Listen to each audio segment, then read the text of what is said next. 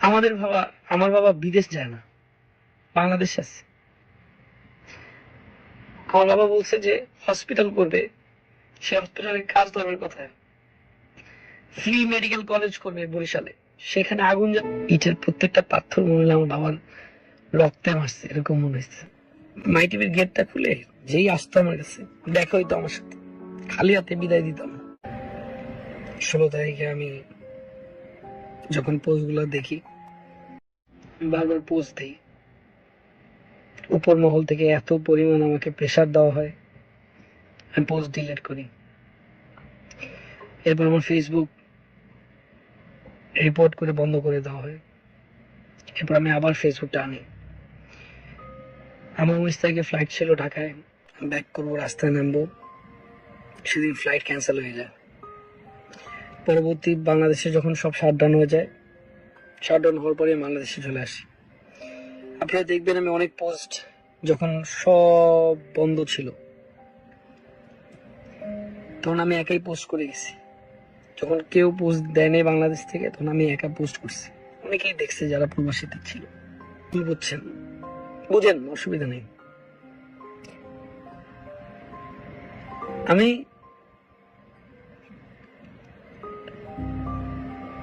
আমার দোষ থাকলে শাস্তি আমি পাবো। আমি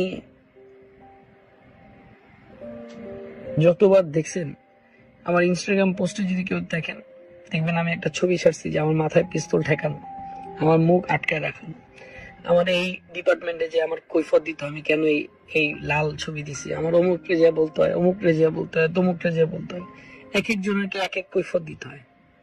কিছু এলেই থ্রেট, টেলিভিশন বন্ধ করে দিবে, টেলিভিশন বন্ধ করে দিবে। কিন্তু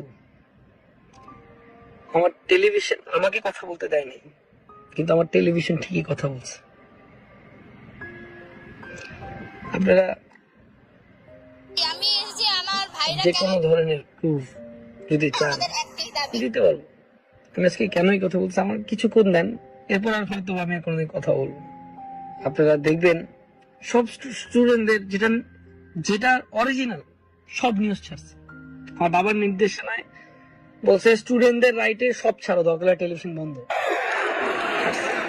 9 দফা দাবিতে কেন্দ্রীয় আমাকে কথা বলতে দেয়নি, কারণ তারা মনে করতো যে আমি যদি কথা বলি তাহলে 2,000, 5,000, 40,000 মানুষ আরো ইনফ্লুয়েন্সড হবে। আমাকে এরকম বোঝানো হয়েছে যে তুমি যদি কথা বলো অনেক মানুষ মারা যেতে পারে। চারদিকে মেন্টাল প্রেশারে ছিল, দেশে আসতে দিবে না, তাও আসছি। আসার পর বারবার আমি আপনাদেরকে ইশারা ইঙ্গিত দিয়ে বুঝাইছি যে দেখেন, একটা মানুষ যখন একটা স্ট্যাটাস দেয় সে ডিলিট করে কখন,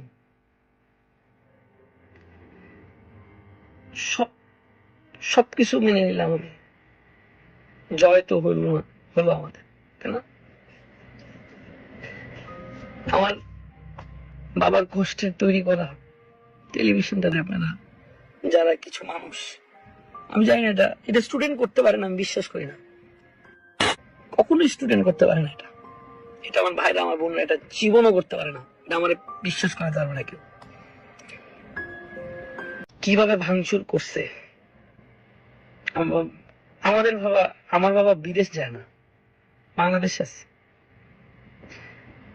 আমার বাবা বলছে যে হসপিটাল করবে, সে হসপিটালের কাজ ধরার কথা, ফ্রি মেডিকেল কলেজ করবে বরিশালে, সেখানে আগুন।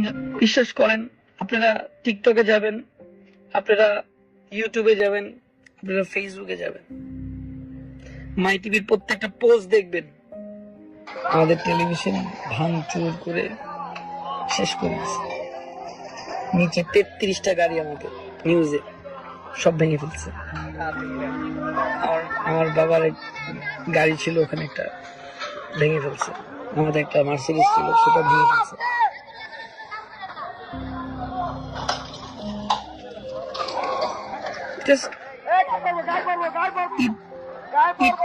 মারছে আমার বাবার এক একটা বুকে লাগছে, রক্তে লাগছে। সবাই তো দেশ পলাইছে, আমি দেশে, আমার ফ্যামিলি দেশে। আমাদের হাজার হাজার কোটি টাকা নাই যে আমরা দেশের বাইরে বাড়ি গাড়ি কইরা রেখে দিছি, কিচ্ছু করিনি। সব দেশে করছি। যেই গেট খুলে আমি এত হাজার হাজার মানুষের ট্রিটমেন্ট করছি, এত হাজার হাজার মানুষের কোনোদিন বিকাশ নাম্বারে বলি নাই যে আপনি আমার টাকা পাঠান। আমি বন্যায় আছি, বিকাশ নাম্বার দিচ্ছি, টাকা পাঠান, এই কথা কোনোদিন আমি বলি নাই, কোনো জায়গায় না, কোনো জায়গায় না। আজকে আমার মাই টিভি